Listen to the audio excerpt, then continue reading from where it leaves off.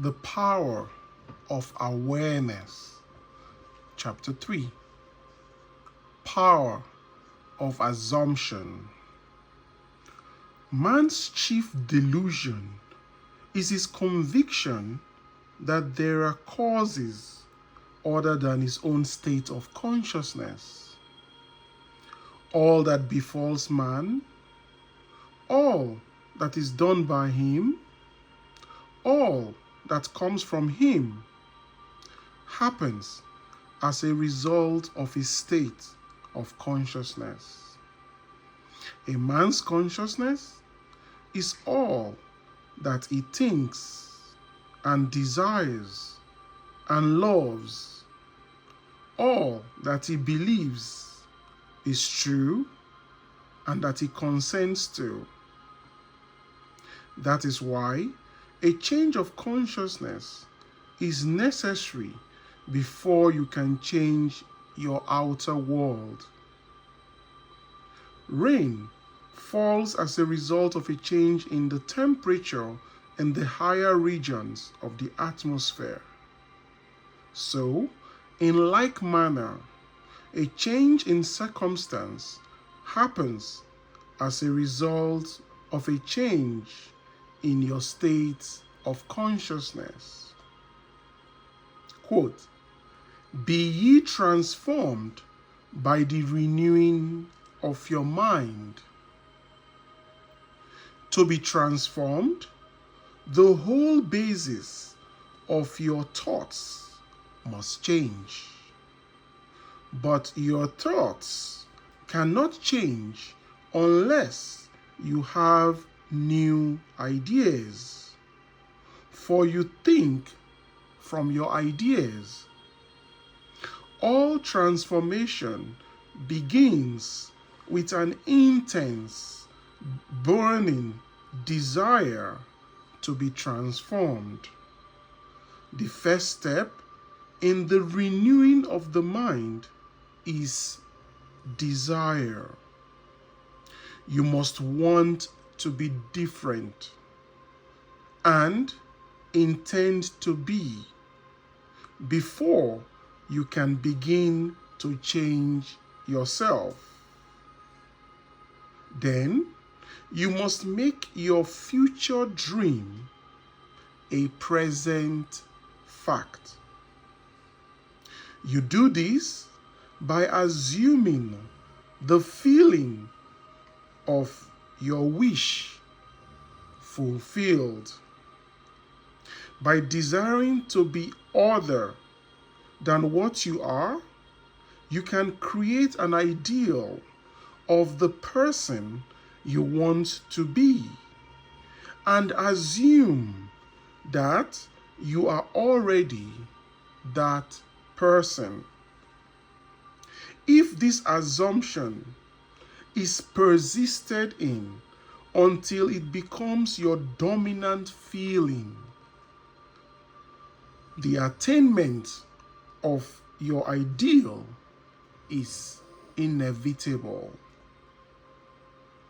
The ideal you hope to achieve is always ready for an incarnation, but unless you yourself offer it human parentage, it is incapable of birth.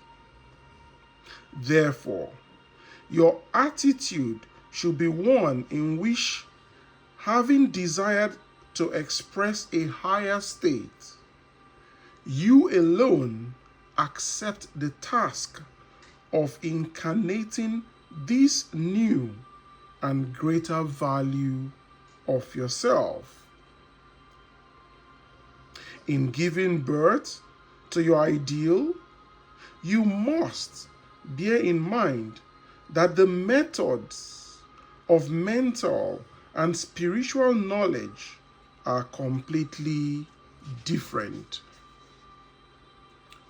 This is a point that is only truly understood by probably not more than one person in a million. You know a thing mentally by looking at it from the outside, by comparing it with other things, by analyzing it and defining it. That is, by thinking of it. Whereas you know a thing spiritually only by becoming it. That is, only by thinking from it.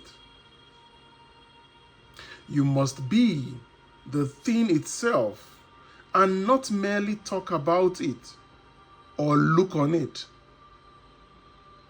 You must be like the moth in search of its idol, the flame, who poured with true desire, plunging at once into the sacred fire, folded his wings within, till it became one color and one substance with the flame. He only knew the flame who in it burned, and only he could tell who never to tell returned. Just as the moth, in his desire to know the flame, was willing to destroy himself, so must you, in becoming a new person, be willing to die to your present self. You must be conscious of being healthy if you are to know what health is. You must be conscious of being secure if you are to know what security is. Therefore, to incarnate a new and greater value of yourself, you must assume that you already are what you want to be, and then live by faith in this assumption, which is not yet incarnate in the body of your life, but you, in confidence that this new value or state of consciousness will become incarnated through your absolute fidelity to the assumption that you are that which you desire to be. This is what wholeness means, what integrity means.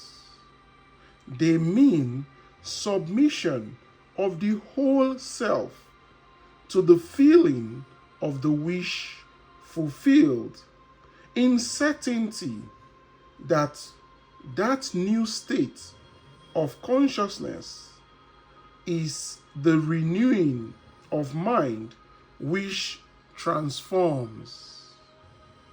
There is no other in nature corresponding to this willing submission of the self to the ideal beyond the present self. Therefore, it is the height of folly to expect the incarnation of a new and greater concept of self to come about by natural evolutionary process or by the passage of time. That which requires a state of consciousness to produce its effects obviously cannot be effected without such a state of consciousness. And in your ability to assume the feeling of a greater life, to assume a new concept of yourself, you possess what the rest of nature does not possess. That is, imagination, the instrument by which you create your world.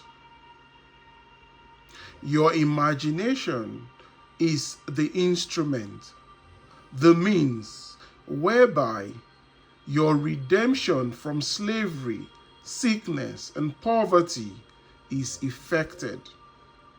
If you refuse to assume the responsibility of the incarnation of a new and higher concept of yourself, then you reject the means, the only means whereby your redemption, that is, the attainment of your ideal, can be effected.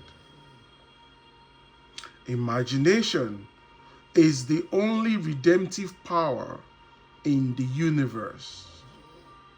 However, your nature is such that it is optional to you whether you remain in your present concept of yourself, that is, a hungry being longing for freedom, health, and security, or choose to become the instrument of your own redemption.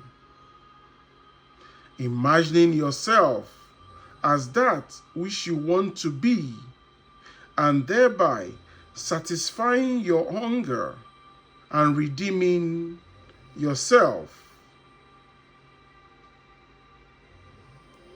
Oh, be strong then, and brave, pure, patient, and true. The work that is yours, let no other hand do. For the strength for all need is faithfully given from the fountain within you, the kingdom of heaven. End of chapter.